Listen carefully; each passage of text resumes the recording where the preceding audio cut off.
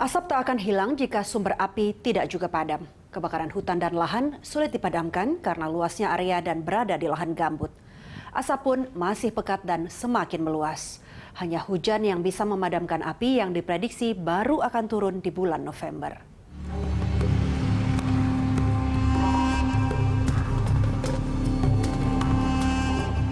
Palangkaraya merupakan kota terparah yang terpapar asap. BMKG mencatat, indeks standar pencemaran udara di ibu kota Kalimantan Tengah ini berada pada level sangat berbahaya. Jumlah partikulatnya mencapai 1917,22 mikrogram per meter kubik. 5 kali lipat di atas ambang batas normal yang layak dihirup makhluk hidup. Korban pun berjatuhan. Data Posko KLB ISPA Dinas Kesehatan Provinsi Kalimantan Tengah mencatat ada 35.000 warga terserang ISPA akibat menghirup kabut asap. Titik api di Kalimantan Tengah memang masih tinggi. Data dari Badan Penanggulangan Bencana Daerah setempat menyebutkan sedikitnya ada 854 titik api masih menyala. Yang terbanyak terjadi di Kabupaten Pulang Pisau. Pemprov Kalimantan Tengah memperpanjang masa tanggap darurat hingga 31 Oktober. Keluar rumah kalau perlu aja sebenarnya. Pertama itu, kalau nggak perlu ya, terutama yang berisiko. Jadi ingat yang berisiko, yang riwayat alergi, dia ada asmanya, terus dia di bawah 5 tahun, usia lanjut. Nah, terutama itu. Kalau timbul keluhan, segera berobat. Jangan ditunggu sampai berat, supaya bisa diterapi secara dini, sehingga cepat sembuh, istilah begitu. Yang bisa kita protek adalah yang pertama, mencegah debu untuk masuk ke dalam saluran nafas.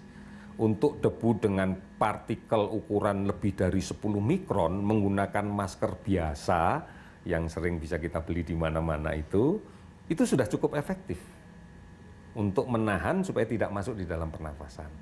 Tetapi untuk partikel yang lebih kecil dari 10 mikron, tentunya dengan masker ini tidak cukup. Kita harus menggunakan masker yang khusus, misalnya pakai masker N95. Masih banyak sebenarnya warga saudara-saudara kita di provinsi-provinsi yang terkena asap ini itu belum mendapat layanan yang cukup dan benar-benar bisa menjamin mereka untuk bisa pulih segera dari gangguan kesehatan yang mereka alami.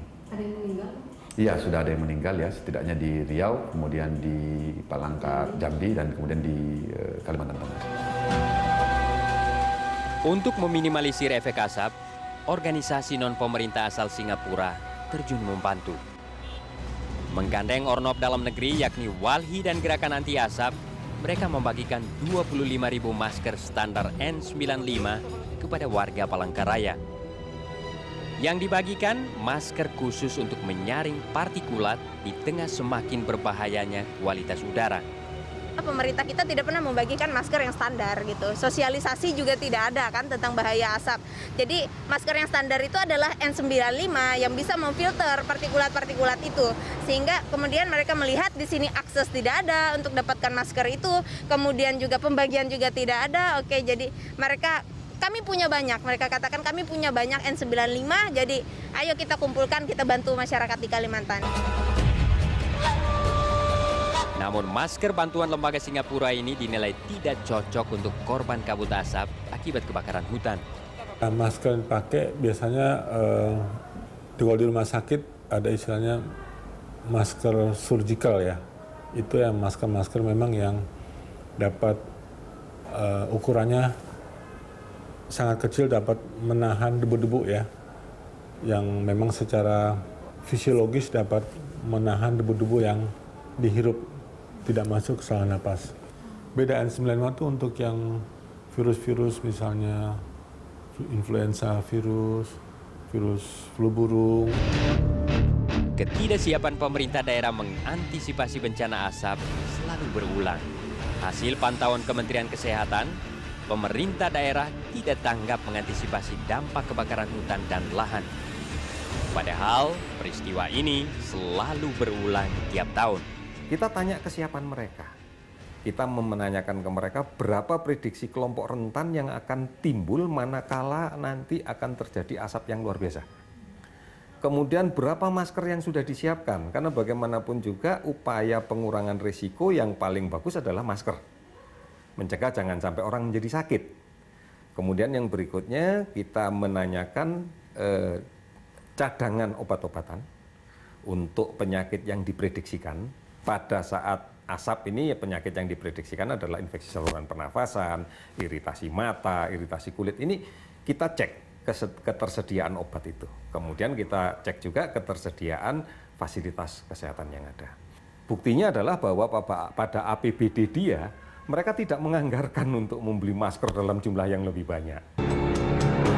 Hingga kini, titik api baru masih muncul di sejumlah wilayah Sumatera dan Kalimantan. Kebakaran semakin akut karena sebagian besar terjadi di lahan gambut. Angin kencang dan kemarau panjang kian memperluas area kebakaran. Asap masih banyak. Nah, ini dikarenakan karena kebakaran sebagian besar terjadi di lahan gambut. Kita tahu bahwa proses pemadaman di gambut sebelum api betul-betul padam, maka dia akan menimbulkan banyak asap, terutama apabila air yang digunakan tidak cukup banyak. Tidak sama kan sebelumnya? Jadi sekali. Asap akan berhembus ke arah Khatulistiwa. Juli, Agustus. Ini mengikuti arah angin yang bergerak dari barat laut melewati Khatulistiwa. Hal ini biasa terjadi pada peralihan kemarau ke musim penghujan. Sekarang ini sebetulnya matahari sudah mulai bergerak ke selatan, tetapi angin istilahnya masih sebagian dari arah tenggara ke arah barat masih tampak juga, dan nanti pada mulai bulan Oktober-November sudah mulai berbalik. Asap-asap yang tadinya kita deteksi di daerah Sumatera, terutama di Sumatera, itu kemudian berbelok setelah Khatulistiwa, melewati Khatulistiwa, dan itu memang ada pembelokan arah angin di situ. BMKG memprediksi asap akan menghilang di bulan November, seiring dengan datangnya musim hujan pada bulan November 2015 hingga Februari 2016. Tetapi pada bulan November sudah tampak mulai hujan di beberapa wilayah, dan kemudian Desember istilahnya hujannya sudah mulai meningkat, termasuk juga Januari sampai Februari. Jadi artinya kalau kemudian kita mengukur perakiraan jumlah atau volume curah hujannya, itu sudah memasuki musim-musim hujan. Hingga kini, pemerintah belum berencana mencanangkan kabut asap sebagai bencana nasional.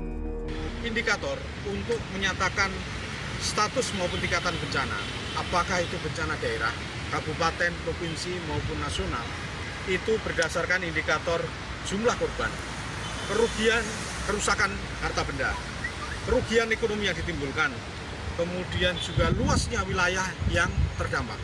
Nah, kalau kita melihat kebakaran hutan dan lahan, jumlah korban meninggal ya ada, tapi sedikit sekali.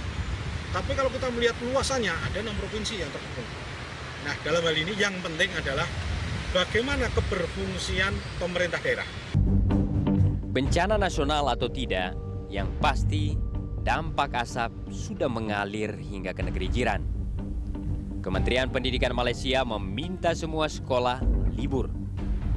Penutupan itu mencakup 6.798 sekolah dengan 3,8 juta siswa. Dapat saya tentang Jerebu ni memanglah tak eloklah bagi kesihatan kan. Johor, where it is very bad in Johor. So I'm concerned about my brothers and sisters lah basically. Sejumlah daerah di Thailand seperti Provinsi Songkhla, Trang, Yala, dan Patani ikut jadi terpapar asap Indonesia.